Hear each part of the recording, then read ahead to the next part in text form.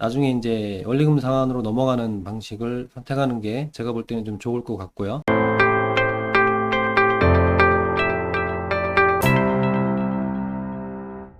자, 안녕하십니까. 대익남입니다. 주택담보대출에 대해서 한번 알아보겠습니다. 혼합금리와 변동금리 중 선택이 가능한 대출이고요. 인터넷 그리고 어플에서 신청이 가능합니다. 최고 한도는 대출 가능 금액 이내, 물건지의 가격이 얼마인지, KB시세가 얼마인지 그 금액 이내에서 이제 대출을 해준다라는 얘기고요. 대출 기간은 최장 35년까지입니다. 자, 이 상품의 특징은 혼합금리와 변동금리 중 선택이 가능한 대출입니다. 혼합금리는 고정금리와 변동금리를 혼합한 금리를 얘기하는 거고요. 변동금리는 말 그대로 변동하는 금리를 쓰는 대출을 하는 거죠. 대출 신청 자격은 주택을 담보로 대출 신청하는 고객, 주택 구입, 그리고 이제 신축, 경락주택. 주택 구입은 말 그대로 이제 매매나 분양을 해서 주택 구입을 하는 용도의 대출을 하는 거고요. 신축, 건물을 올려서 신축으로 이제 주택을 지으면서 신청하는 대출을 얘기를 합니다. 경락은 경매를 받으시는 분들도 계시죠. 경매를 받아서 경락 잔금이 필요한 분들을 위해서 경락주택을 하는 대출도 있습니다. 주택구입자금 대출 및 통장 자동대출 포함이라고 합니다. 통장 자동대출은 마이너스 통장 방식으로 하는 방식을 얘기를 합니다. 대출 한도는 담보조사 가격, 그 물건지의 이제 가격을 얘기를 하는 거죠. 담보조사 가격은 KB시세에 등록이 되어 있느냐, 아니면은 감정을 해서 가격을 산출을 하느냐에 따라서 달라지는데요. 소득 금액, 대출 신청자의 소득이 직장인이냐, 사업자냐, 법인 사업자냐, 공무원이냐, 또는 프리랜서 등도 있고, 또는 이제 직업이 없으신 분들도 계시죠. 전업주부 같으신 분들 얘기를 합니다. 담보물건지 지역 등에 따른 대출 가능 금액 이내입니다. 요즘 이제 LTV 규제가 있다 보니까 지역마다 다 LTV가 다 다르죠. 수도권,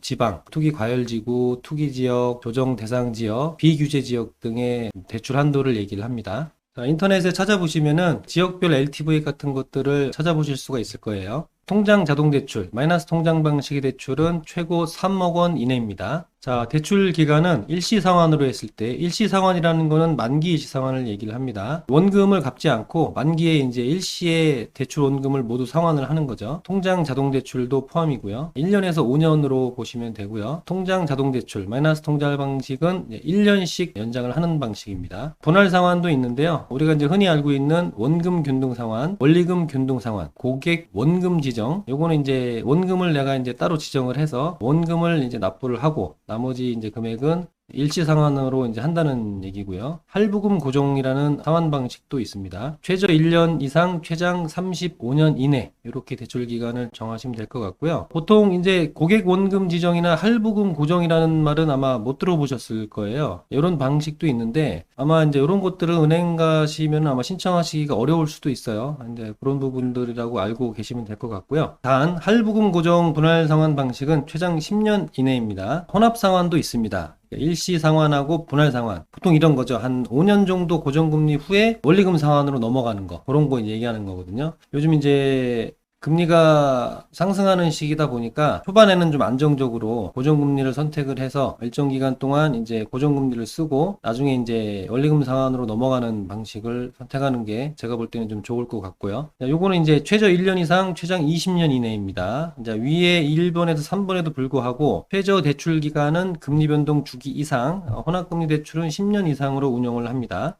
자, 거치기간도 있습니다. 총 대출기간의 30% 범위 내에서 최장 3년 이내 하실 수가 있고요. 단, 여신심사 선진화를 위한 모금 기준에서 정한 경우에는 비거치 또는 거치기간 1년으로 운영을 하고 있는데요. 가계부채가 이제 국가적으로 너무 늘어나다 보니까 이 금융기관 쪽 여신심사위원회를 열어서 거치기간을 거의 못하게 해놨어요. 예전에는 거치기간 보통 그냥 5년씩 하고 그랬었거든요. 불과 이제 몇 년 전 얘기죠. 그 전에는 10년짜리도 있었었고 30년짜리도 있었었고 한데 최근에는 거치기간 1년 정도는 할 수가 있는데 그것도 이제 금리가 좀 가산되는 방식입니다. 0.1% 또는 0.2% 정도 올려서 나는 거치기간 1년이라도 하고 싶다. 이러신 분들은 이렇게 하시면 될 것 같고요. 아마 3년까지는 안 해줄 겁니다.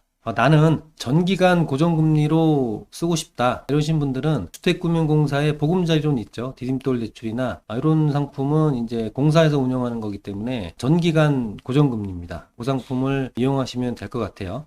자, 일단 대상주택이 중요하죠. 복합용도의 건물인 경우에는 주거 전용 면적이 건물 전용 면적의 2분의 1 이상이어야 하는데요. 이건 무슨 얘기냐면 우리가 보통 이제 아파트나 다세대 주택, 연립주택, 빌라라고 하죠. 이런 것들은 다 이제 집합 건물이기 때문에 100% 주거용으로 되어 있습니다. 그런데 한 뭐 3층짜리, 5층짜리 근린상가 주택 같은 것들 있잖아요. 1층에는 상가, 2층, 3층에는 주택. 이런 경우에는 건물의 전용 면적이 2분의 1 이상 주택으로 되어 있어야 된다.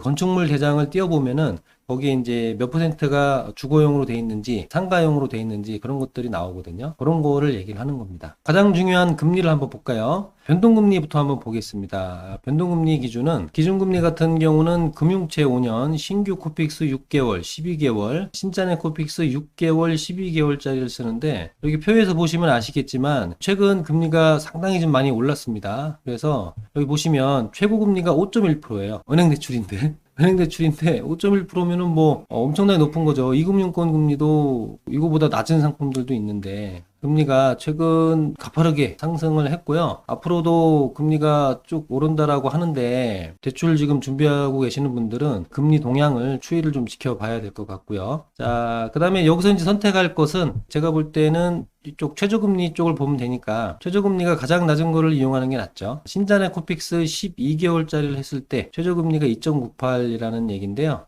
이 기준금리 신자네 코픽스 같은 경우에 12개월에 한 번씩 변동을 하니까 아무래도 좀 여유가 좀 있으실 거예요. 그 다음에 이제 혼합금리도 있는데 그 전에 먼저 고정금리 상품은 운영을 안 합니다. 제가 조금 전에도 말씀드렸지만 전기간 고정금리 상품은 주택금융공사 상품을 이용을 하셔야 돼요. 혼합금리라는 건 뭐냐면 5년 고정금리 후에 이제 변동금리로 넘어가는 그런 거거든요. 그렇게 보시면 될 것 같고 이 상품은 기준금리를 금융채 5년을 씁니다. 그래서 2.25짜리를 쓰고 최고금리가 4.92%인데 최저금리는 3.72%다. 요거는 이제 어떻게 정해지느냐 최고금리 4.92%에서 은행에서 해주는 우대금리가 있어요. 거래를 몇 개를 해주느냐 뭐 이런 것들이 있는데 밑에 보면은 나옵니다. 제가 그것도 좀 이따 설명을 드릴게요. 단 이거는 주택담보, 주택자금 비거치식 분할상환, 대출기간 30년, 신용등급 3등급 기준으로 했을 때 이 금리가 나오는 겁니다. 그리고 주택담보, 주택 구입자금이 아닌 이제 갖고 있는 주택을 담보로 했을 때 마찬가지로 비거치식 분할상환. 비거치식 분할상환은 그냥 처음부터 원리금 상환입니다. 거치 같은 거 없이. 대출기간 30년 그리고 신용등급 3등급 기준입니다. 이것도 적용금리는 가상금리 및 우대금리가 가감되어 적용되며 상품에 따라 우대금리 폭이 다르거나 없을 수 있습니다. 자, 이는 시장 및 고객님의 신용 조건, 대출 조건, 상환 방법이나 자금 용도 등에 따라서 이제 변하고요. 은행 거래에 따라 변경될 수 있다고 합니다. 자, 여기 보면 이제 중요한 거 나옵니다. 우대금리. 이제 우대금리를 얼마나 해주느냐에 따라서 최저금리를 받을 수가 있고 못 받을 수가 있고 여기서 이제 판가름이 나는 거거든요. 그래서 일단은 이제 우대금리 항목을 보면 굉장히 좀 많이 있습니다. 제가 볼 때 한 대여섯 가지 정도 되는 것 같은데요. 최고금리에서 연 1.5%포인트를 우대를 해주는 거죠. 자, 그 중에 이제 항목이 뭐가 있냐면 실적 연동 우대 최고 연 0.9%, 신용카드 실적 우대 연 0.3%, 결제 계좌가 지정된 신용카드를 이용을 하게 되면 0.3% 우대를 받는 겁니다. 그리고 자동이체 실적 우대 0.1%입니다. 아파트 관리비, 지로용수증, 금융결제원 CMS, 홈뱅킹 자동이체 3건 이상 이체를 했을 때 0.1% 우대를 받을 수가 있고요. 급여나 연금이체 관련 실적 우대입니다. 연 0.3%포인트 우대고요. 요거는 이제 은행의 급여, 이체 계약이 등록되어서 급여이체 실적이 확인되거나 급여이체 일자를 지정한 일자에 50만 원 이상 급여를 이체를 하면 됩니다. 요거는요, 꼭 내가 다니는 직장에서 급여 이체를 이 통장으로 하지 않더라도 송금할 때 그 이름을 바꿀 수가 있잖아요. 그 이름을 급여라고 변경을 하시고 매달 50만 원 이상씩 이제 이 통장으로 이체를 하시면 연 0.3% 포인트를 이제 우대를 받는 겁니다. 자, 보시면 예금 관련 실적 우대도 있고요. 0.1%입니다. 잔액 30만 원 이상 적립식 예금 계좌 보유 시. 그러니까 이것도 계좌를 하나 터야겠네요. 거기다가 이제 30만 원 넣어놓으면 될 것 같고요. 그다음에 전자금융 관련 실적 우대 연 0.1%입니다. 자, 영업점 우대 연 0.3%. 영업점 우대가 좀 크네요. 신규 또는 신자네 코픽스 6개월 또는 12개월짜리 대출을 했을 때만 영업점에서 이제 0.3%를 이제 해주는 거죠. 비거치식 장기 분할 상환 대출 10년 이상의 0.1%. 그리고 이제 우량 등급 CSS라는 그 은행 자체 전산망이 있거든요. 거기에서 1에서 6등급 이내 들어오면 0.1%를 해주겠다라는 얘기고요. 아파트 또는 KB 시세 0.1%인데요. 이게 이제 아파트가 KB 시세에 등록된 아파트다라고 하면 해당이 되는 것 같습니다. 자, 그리고 부동산 전자계약 우대도 있네요. 0.2%. 요거는 주택 구입자금에 한해서입니다. 그리고 주택자금 대출에 대한 장애인 우대도 있습니다. 이것도 마찬가지로 0.1%인데 주택 구입자금에 한해서고요. 자, 실적 연동 우대금리는 각 항목의 우대 조건 충족 여부에 따라 대출 신규 3개월 이후 매월 재산정되어 적용됩니다. 그러니까 처음에 이제 그런 조건들을 충족을 해서 우대금리를 받았는데 3개월 이후에 또 어떤 뭐 거래하는 조건들이 또 바뀔 수 있잖아요. 매월 산정을 해서 우대금리를 조정을 해주겠다라는 얘기고요. 자, 그렇게 해서 최종금리는 기준금리, 신용등급, 담보물건 등에 따라 산출된 가상금리와 우대금리에 따라 차등 적용되며 실제 적용금리는 대출 신청 영업점으로 상담하셔야 확인하실 수 있다고 하네요. 자, 또 중요한 중도상환 수수료 있죠. 중도상환 원금 수료율 1.2%입니다. 잔존일수 나누기 대출기간. 일할 차감 방식이라고 해서 날짜가 지날수록 조금씩 줄어드는 거예요. 중도상환 수수료 같은 경우에는 최장 3년까지가 있습니다. 그러니까 3년이 지나면은 중도상환 수수료는 없어지는 거죠. 그래서 제가 아까 말씀드렸다시피 혼합금리가 좋은 게 처음에는 이제 일정 기간 동안 고정금리가 적용이 되다가 이후에 이제 변동금리로 넘어가는 건데 그렇게 되면 3년이 지나면은 중도상환 수수료가 없어지니까 고정금리를 쓰고 변동금리로 넘어갈 그 타이밍에 다른데 이제 금리 같은 거 이제 확인을 하고 갈아타도 되는 거죠. 부담이 없죠. 중도상환 수수료가 없으니까요.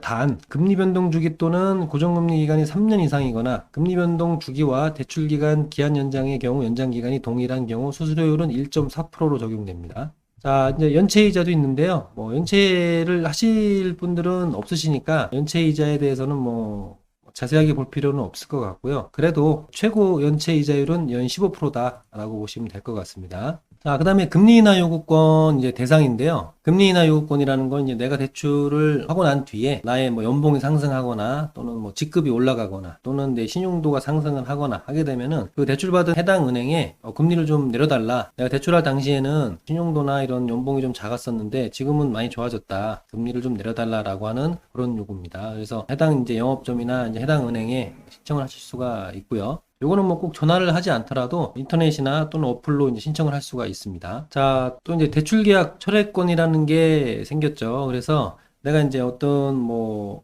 대출을 했는데 그걸 이제 반품하고 싶은 거예요. 예를 들어서 물건 같은 경우에도 뭐 15일 이내에 뭐 반품을 하거나 뭐 그런 게 있지 않습니까? 그래서 이것도 마찬가지인데 대출을 하고 난 뒤에 14일까지 은행 영업점 콜센터 포함해서 모바일 앱이나 인터넷 뱅킹 등 전자적 방식을 통해서 철회 의사를 표시하고 원금, 이자 및 부대 비용을 전액 반환한 경우 대출 계약을 철회할 수 있습니다. 이 대출 계약 철회권을 남용하시는 분들한테 이제 불이익이 있다라고 하는데요. 동일 은행에 최근 1개월 내에 2회 이상 대출 계약을 철회하는 경우 해당 은행으로부터 신규 대출, 대출 만기 연장 거절, 대출 한도 축소, 금리 우대 제한 등 불이익이 발생할 수 있다고 합니다. 자, 위법 계약 해지권도 있습니다. 어떤 내가 뭐 사기를 당했다거나 부당한 대출을 했을 경우 그 위반 일로부터 해서 1년 또는 계약서 수령일, 계약 체결일, 대출금 수령일로부터 5년 중 먼저 도달한 기간 이내에 의사표시를 하면 된다라고 합니다. 자, 그다음에 또 이제 부대 비용이 있죠. 우리가 이제 부대 비용으로 이제 크게 들어가는 게 인치세하고 채권 매입 할인 비용이 있는데요. 여기서 이제 부대 비용을 한번 보겠습니다. 인치세는 5천만 원 이하 대출까지는 비과세입니다. 안 내셔도 되고요. 5천만 원에서 1억 이하까지는 이제 7만 원인데 각각 3만 5천 원. 그러니까 은행 3만 5천 원, 내가 3만 5천 원. 그래서 이제 50%씩 부담을 하는 거고요. 보통 이제 1억 원에서 10억 원 이하 대출이 가장 많죠. 그래서 인지세가 15만 원인데 각각 7만 5천 원씩 부담을 하면 된다. 그래서 7만 5천 원이 들어간다라고 보시면 되고요. 대출금에서 공제하면 됩니다. 그리고 이제 10억 원 초과 시에는 35만 원인데 이것도 50% 부담이고요. 요 밑에 보시면 보험료도 있는데요. 서울보증보험, 임차자금보험, 보험료 및 권리보험. 요건 이제 방공제 보험이나 MCI라든지 MCG라고 많이 들어보셨을 거예요. 이제 그런 거를 얘기하는 거고요. 이런 것들은 이제 은행이 이제 부담을 한다라는 얘기고요. 임차보증금 반환 채권에 대한 질권 설정 또는 채권 양도 통지 비용 3만 원이 들어가는데 요거는 고객님이 부담을 하셔야 됩니다. 대출 이용 중 또는 상환 시 고객이 부담해야 하는 비용은 없습니다. 이거 위에는 뭐 비용이 들어가는 건 없고요. 대출 상환 관련 안내, 뭐 이자 계산 방법이라든지 이런 것들은 뭐 공식적으로 나와 있는 거니까 뭐 크게 보실 필요는 없을 것 같고요. 자, 이 공시 내용의 유효기간은 2021년 11월 29일부터 23년 6월 30일까지입니다. 그 기간 내에 금리가 변동되는 것들만 빼고 이 규정을 이제 따라간다는 거기 때문에 한번 뭐 봐두시면 좋을 것 같고요. 고객께서 알아두셔야 할 사항은 제가 이제 좀 전에 말씀드렸던 그 내용이니까 크게 따로 보실 건 없을 것 같습니다. 자, 그 다음에 이제 준비해야 될 서류, 본인 신분증, 주민등록증이나 자동차 운전면허증, 국내에서 발행한 여권으로 하실 수가 있고요. 토지 및 건물 등기권리증 필요합니다. 인감증명서, 인감도장 포함을 해서 필요하고요. 그 다음에 이제 본인 서명 사실 확인서라고 사인으로 띄는 게 있죠. 인감증명서를 대체하는 서류인데 최근 3개월 이내 발급분에 한해서 인정을 해줍니다. 주민등록 등본 및 대상물건지 소재, 전입세대 열람 내역, 동거인 포함으로 띄셔야 됩니다. 최근 1개월 이내 발급분에 한해서 인정되고요. 이 전입세대 열람원은 내가 이제 담보로 하는 그 주택에 누가 전입이 돼 있냐, 내가 전입이 돼 있냐, 세입자가 전입이 돼 있냐, 뭐 이런 거거든요. 또는 뭐 내가 모르는 제3자가 전입이 돼 있냐, 뭐 이런 내용입니다. 그리고 이제 재직 확인 서류 및 소득 증빙 서류, 직장인분들 같은 경우에는 근로소득 원천징수 영수증이나 갑근세 영수증 이런 거 준비하시면 될 것 같고, 개인사업자나 법인사업자 같은 경우에는 사업자 등록증이나 매출 관련된 서류, 부가세 과세표준증명 같은 것들 있죠. 뭐 그런 것들 준비하시면 되고요. 자, 기타 추가 필요 서류, 매매계약서는 이제 매매하시는 분들, 매매하면서 대출하시는 분들은 매매계약서 필요하고요. 규제지역 소재의 주택담보대출 신청 시 준비 서류, 이런 것들은 이제 요즘 워낙 이제 대출 규제가 많이 생기다 보니까 규제 지역 내에서 대출하시는 분들은 추가 서류들이 굉장히 많습니다. 그런 것들을 얘기하는 겁니다.